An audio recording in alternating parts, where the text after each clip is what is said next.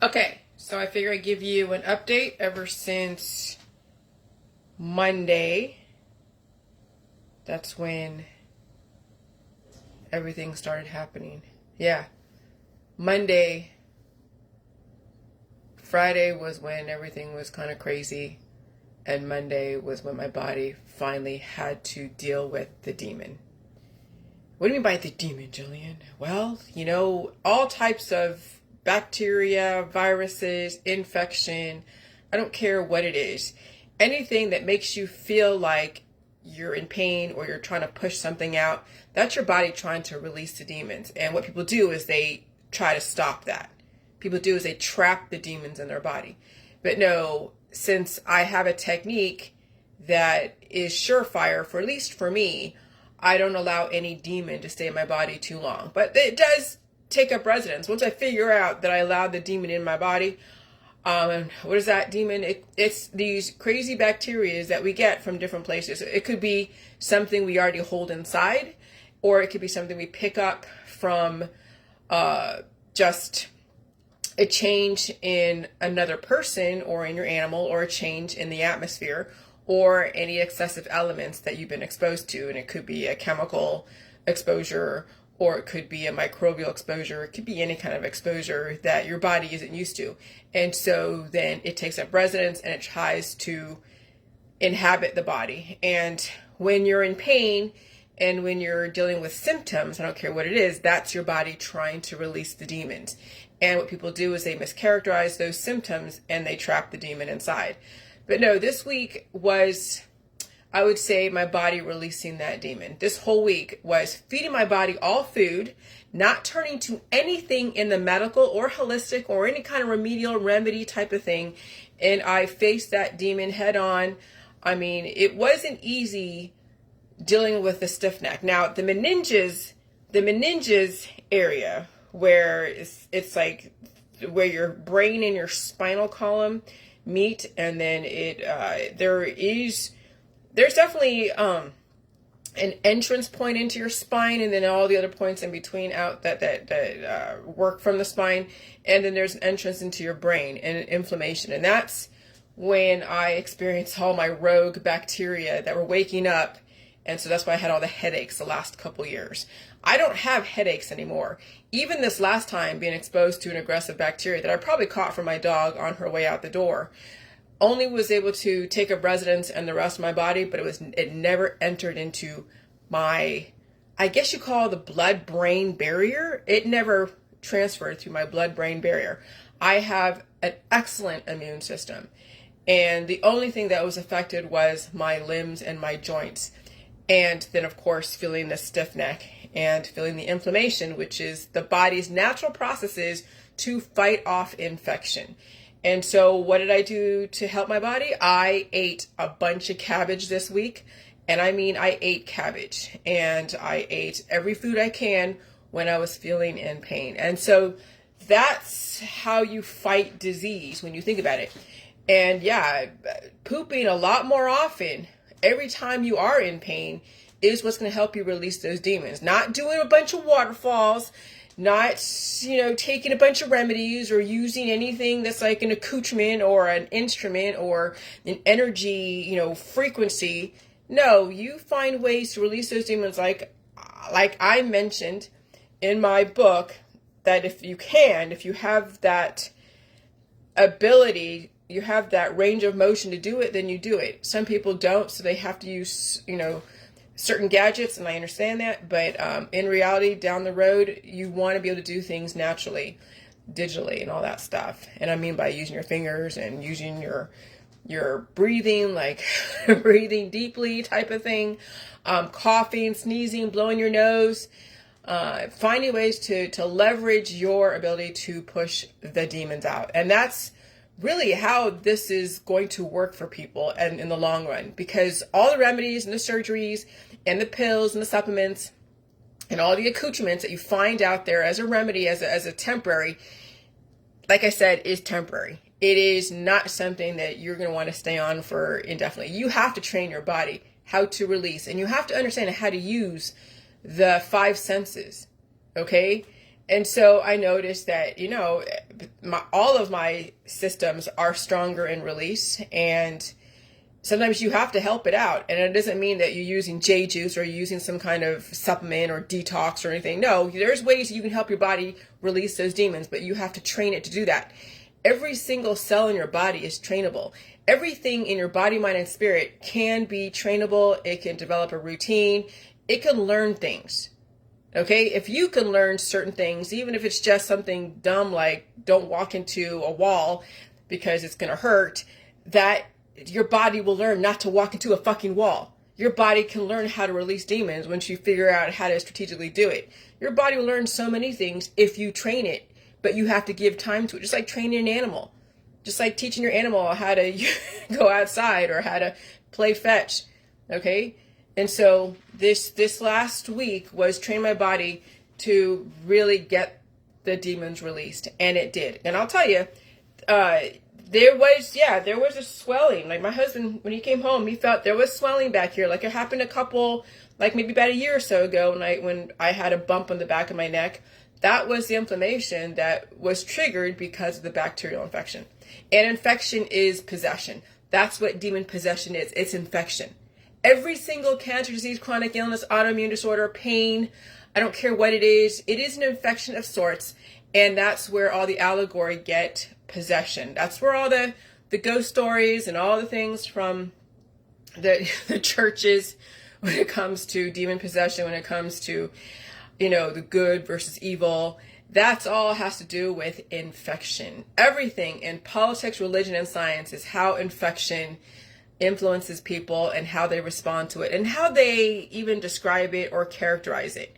And so, and I understand allegory. I get allegory because I understand the Rosicrucians. I understand the Egyptology. I understand Christian Gnosticism. I understand the Greek and the Roman gods, all that allegory. Every story out there, even the Bible, is an allegory about your biochemistry, your biological processes. And some demon possession is very aggressive, and it can change people's personalities. Oh yeah, when people get dementia. Like my dog had doggy dementia. When you think about it, she probably was lost a while back, but I didn't want to face it. I figured I could bring her back. I knew there was some sign in there. I didn't have the heart to just destroy her. But that's the thing. It's like, with Bruce Willis, he's getting, dementia. Some of you are dealing with parents with dementia where they're gone and the infection has taken over. And sometimes this infection, especially when it's deadly, when you're getting those deadly microbes, those deadly hormones that are supposed to then break the body down, they are evil. And they are destructive. And some people carry them while they're still alive. And that's why you get really mean people out there in the world.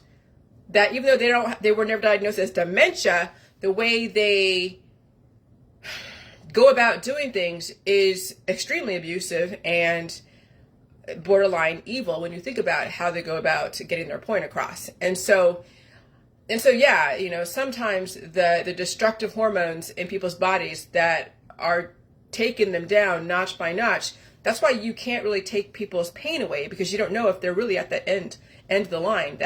And so that's why it's a hard decision to make. When do you unplug somebody? When do you commit euthanasia on someone? Because even though they're not fully gone, they're still there, but are they really still there? Or is it that infection taking over and it changed not only their personality, but obviously their lifestyle and their belief systems?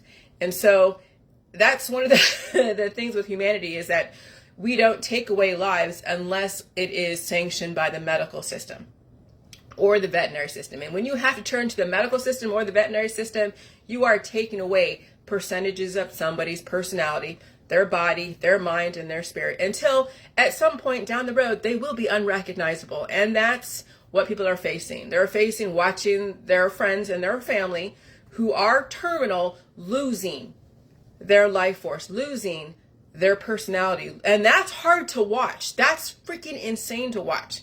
And so, when I was talking to my husband this morning when we went to breakfast, and I'm saying, I know, it's like, because we got Sugar's remains from the animal hospital, and it's in a nice little box and all that with a little paw print. And I'm just like, my husband teared up when he got it, and I was just like, I wasn't exactly like, I'm sad, but I'm not like sad, I've dealt with it. I understand, that when we are dealing with temporary people and temporary animals and temporary life, that it's great to enjoy the good times, right? We love the good times, but when they start deteriorating, that's what I can't handle. That's what I don't want to deal with. And so you get lured into, oh, they're cute, oh, they're fun, oh, it's this. And that's fine for a human, because most humans can live a long time and you come to terms with the fact that you're going to lose them. But with an animal, it's completely different. You don't really, it's so hard to anticipate when they're going to pass. And when you get bonded that quickly and then you start losing them, that's a trauma it's just insane. That's a trauma that's insane. And so I don't buy into the death process. I know my husband does, and he understands it from that point of view. But then there's me that doesn't buy into the death process, that doesn't who enjoys the deterioration. But you're supposed to get used to it. Not really, because if we can make batteries last forever, and they have invented batteries accidentally that last forever, we can develop humans and animals that will fluctuate with the environment. Unfortunately, my animal wasn't one of those that was able to transition because of the amount of medical trauma she underwent prior to me. And so if it was any other dog, she might have had a chance, even with what I was doing at the time. And so, so my ability to kick this bacterial infection out of my body was the fact that, yes, I was pulling out the fucking demons out of my body. Yes, I was eating so much food, and every single time I was in pain, I would eat a bunch of food and sleep, because that's the only thing you can do when you are dealing with something that is like a bacterial infection, any kind of infection. I don't care what it is. When you're feeling pain, you feed it. And I've always said this: you never starve a sickness, because you need the food to bring in the nutrients and all the elements, and you also need to have a carrier force to release them. And if you're harboring shit in your body, and I'm not saying do J juice and do waterfalls all the time, and I'm not saying do all the detoxes and everything else out there, what I'm saying is you have to train your body to release, to train your muscles down there to release. And so that's what I did this week. And and it, am I going to allow this to happen again? Absolutely fucking not, because I'm not going to get that involved with an animal again like that. And if no, it won't be anytime soon. And if I do get an animal, it'll be way down in the future. And this house is not a place for an animal. It would have to be configured so differently. And even then, there's no guarantee in this environment that anything is going to last a long time. And so I didn't want to risk it. And then since I know that the bacteria that I received was from my dog, because I already dealt with this stuff before, am I going to get close to another animal like that, where I know how much of this, especially when they're going downhill, how many of those deadly microbes that are going to, take the dog down, because that's how these dogs and animals have been programmed, is that they're great for a minute, and then there is that biochemistry that does deteriorate them, that does take them down notch by notch. And then they also release their own demons too. Then you pick up on them and you will be affected. And so, yeah, I had this hump on the back of my neck, during this process, and it actually was lower where it was near those knots that I told you about a couple of days ago. And that's why I had an issue with the range of motion, an issue with turning over. I was yelling. I was going, ouch, or oh my God, or whatever I was saying. It's probably even worse expletives than that. But it was pretty torturous for at least a day and a night, maybe a couple days and a night. But last night it was okay. I'm still up at 3 a.m, going pee. Getting up, I still feel stiff, but it's not bad. And so you can see that, I can put my chin to my chest here. I can feel the pull, but it's not bad. Okay, but I'll tell you, a couple days ago, I couldn't do this. A couple days ago, I couldn't do this without yelling. A couple days ago, I wouldn't be in the car with my husband going on the bumpy rides, feeling everything hit the back of my neck, because it is sore, but it's not like it was. And so that's the thing about the whole J world. It's not the jelly juice per se. It's the J world of facing your demons, using food, and understanding that even in Ohio, with the train derailment and everything else that we've dealt with, you can still survive chemical exposure, because you have to eat all the local foods, just like eating local honey so you can be immune to all the pollen. You have to eat the local foods. You have to eat the local food. So if it's exposed to a bunch of, PVC, plastic, melted, whatever, okay. If it's that poisonous, obviously, I'm not going to go and drink out of the stream right now. But if there's a little bit of an exposure in any kind of water supply, because it is in the rain, it is when you're going outside and so you're going to have some kind of exposure. You have to have some kind of internal exposure so you can assimilate when you get exposed to it externally. That's people to understand that are all about eating clean and no GMO and all that other shit. Yeah, the people who are afraid of the food, the water, and the air, they have taken down their immune system to such an extent they can't handle anything in their environment. And that's what you're experiencing in the chemtrails world. That's what you're experiencing, in this train derailment world. That's what you're experiencing in the health and wellness world, are people who have ate so clean where they're only eating one or two freaking ingredients that they get exposed to an extra ingredient that they weren't used to because it wasn't in their food supply that was FDA approved. That's the reason why citric acid is FDA approved, because it came from black mold. It's not like I'm going to go and eat black mold out there, like if it's growing on the back of a shed. But if it's FDA approved in a food that my body can ingest and assimilate to, fuck yeah, I'm going to eat citric acid. Because when I get exposed to that black mold in that shed, I can walk into it without freaking going into an anaphylaxis. But those who are avoiding citric acid, those who are avoiding GMO, will walk into some kind of nature and they'll go into anaphylaxis. They'll fucking die from going into nature because they can't handle their environment. And that is what is the depopulation agenda. That is the health and wellness industry right now. That is the activists. Because even seeing that big, huge plume of smoke, yes, at impact site, when there is that aggressive change from one environment to another, there's going to be life that's not going to survive. Obviously, the weakest links. So yeah, fish are not going to survive some kind of impact. Animals who already have issues are not going to survive. Why? It's not a coincidence that my animal, out of the three of us here in the house, she didn't survive climate change because she was the weakest link. So in East Palestine, the weakest links are going to be afflicted. The strong are going to figure it out and they'll deal with it. But the weakest ones are going to be the ones that are going to be out there saying everyone it's filing the lawsuits. And that's on my Facebook. The weakest links are the ones that are posting about, oh my God, this is so horrible, this is so this. And they don't understand where I'm coming from. They will never understand where I'm coming from because they're not strong enough to understand where I'm coming from. They will continue to be on their health and wellness activist train until their body gives out. The fact that I'm like, maybe you should eat a little bit of that stuff. Maybe you should drink the fucking water if they say it's perfectly fine. Maybe you should eat the food, whether it's the cattle, the crops, whatever, so you can adapt to your environment so your environment doesn't freaking kill you. But you can't tell that to them because they're already so compromised under the influence that any kind of change, I don't care what it is, they can't handle it. And so when I was watching, what was this show? It was, it's called You. That series You on Netflix. And the main character was trying to drug one of his opponents, his enemy. But the other character that was supposedly going to get drugged from him was already dosing himself with the certain drug that the guy was trying to kill him with, or turn him into a loopy dude. So he was already at a high tolerance for a certain drug that this guy was trying to poison him with.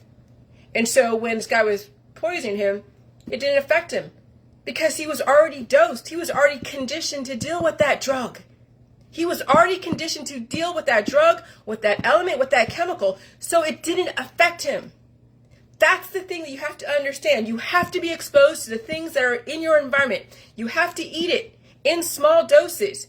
Just like that guy dosing himself, so that way when someone poisons him and thinks they're going to do something to him, it doesn't affect him.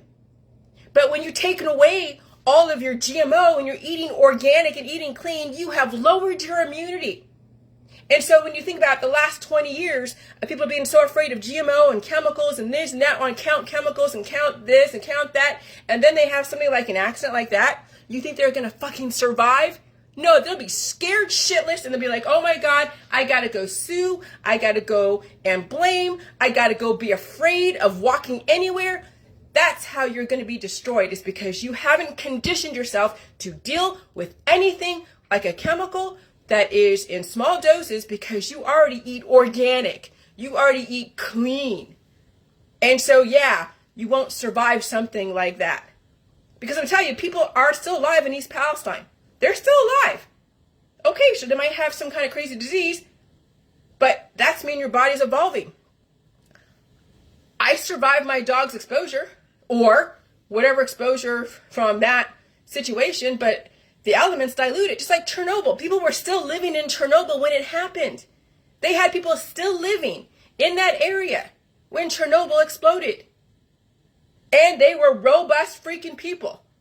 Yeah, the environment changed a little bit. Yes, there was death. But like any evolution, just like with the J-juice, people didn't like me because they felt stuff when the salt woke up their fucking demons. But people didn't die. But if you were in hospice and you weren't feeding yourself, yeah, you're not gonna survive. But you have to fucking feed yourself. You have to stop being in fear. You have to actually face the demons. Stop being under the influence and face your demons. But if you don't want to face your demons, everything, you'll be afraid of everything. Any change, you'll be afraid of it.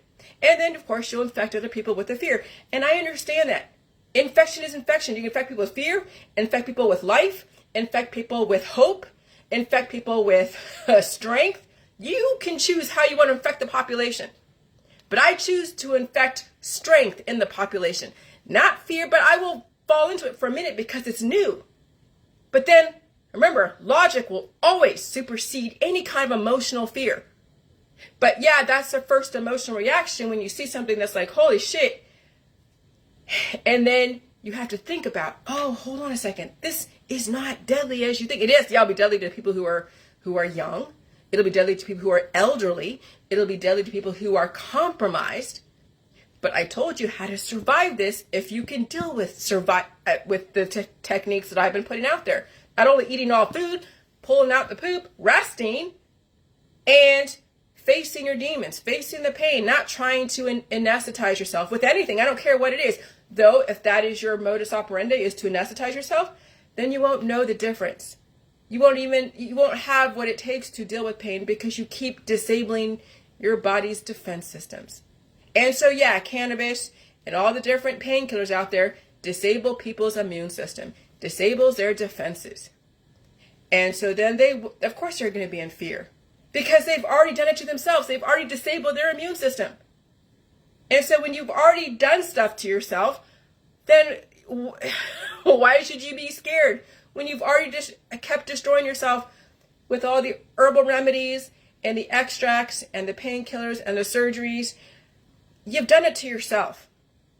And so then your fear is only self-induced. Because I'll tell you, I'm not... my husband, again, like I said, he's built like a brick shit house. He's been exposed to gasoline, oil, chemicals. I mean, he's pretty... he's very well seasoned for being a country boy in Ohio. Okay, and I am now getting up to his level. Okay, which means that I was able to get up early this morning. I released my demons early this morning. We went to breakfast. We were up at the sunrise, watching the sunrise. We watched the Amish come in and eat breakfast. They were right next to us. It was like, wow, it was pretty cool. It was like a culture shock because I am in Amish country. Okay, and it's such a cool thing to see a different culture. I was kind of like, ooh, this is kind of cool because the restaurant was basically empty. And so but I'll tell you, if this has happened like a year ago, 2 years ago, and dealing with an infection for the last week, I wouldn't be up with my husband. I'd be like, I'm staying in bed all day. No, I went to bed early last night knowing that I had to take care of stuff today and whatever. And I slept okay. And I wasn't in any kind of crazy pain. Okay. So at some point, when you put in the time, there will be a time where you will deal with an infection that comes in that is opportunistic that you didn't realize, because I didn't realize with my dog that I would catch whatever she has and all that, and it would get into my bloodstream and get into my ninjas and do whatever. But you'll be able to get over it, and it won't turn into something catastrophic or something deadly. And you won't have a fear of a chemical release. If the EPA and the CDC and the FDA says that it's relatively safe for general population, fucking believe them, because people are still alive. If it was that freaking deadly like Hiroshima, we would have a complete obliteration. There'd be no one alive in East Palestine, no one alive in the surrounding areas. It would be a complete devastation, but that's not happening. And so your fears about what happened in East Palestine are really unfounded when people are still alive. Yes, an animal died, but my animal died too. Okay? And you say, oh, it's from the chili juice. Whatever. She's fucking 12 years old and she's in climate change with medical trauma. So shut the hell up. But yeah, shit happens. Things die. Are you going to blame everything under the sun for things? Things die, okay? And yeah, fish died when Fukushima. But eventually the elements won't go in undiluted. And yeah, there might be little deformities at that moment of impact. But then things calm down. Okay? And so even though you've been exposed to some of these chemicals, you can come back from it. You have to release the demons. When you're exposed to your friends that have a cold and the flu, all you got to do is blow your nose, release some demons. And if you get sick, then let the sickness release. That's the body releasing. But if you stop your body from releasing, then you're going to hold all that damage inside. Then you have no one to blame but yourself for why you're afraid of a change. Because you keep holding the past in your body. You've disabled your own immune system. And that's what people do who are in the holistic world, in the medical world. They have disabled their immune system and then they bitch about the changes in their environment when they haven't even given their body a chance to fucking change. And so no, I have no fear of what's going on. I know what the agenda is about now. It is psychological. And you can see all over Facebook who's going to fall for the psychological operations. You see them on Facebook all the time. They're afraid of the East Palestine thing. They're afraid of everything. And they can't wait to post it. And I understand. Because I posted it too. Because that's part of my knee-jerk initial reaction. And then logic has to come into play. But yeah, it's not hard to be infected by fear. It's not hard to be infected by change. But then you realize you can survive change if you're still alive. If you're fucking alive, you have every chance to redirect. But people don't. They will be in fear until the day they fucking die. At some point, you're going to have to lose that fear.